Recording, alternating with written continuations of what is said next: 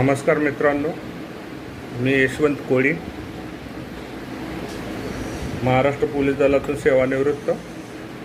आपला नवीन आता जो व्हिडिओ येणार आहे माझे यूट्यूब चॅनलवर विभागीय चौकशीमधला, त्याच्यामध्ये आपल्याला प्रामुख्याने काही वेगळा रील तयार करायचा आहे।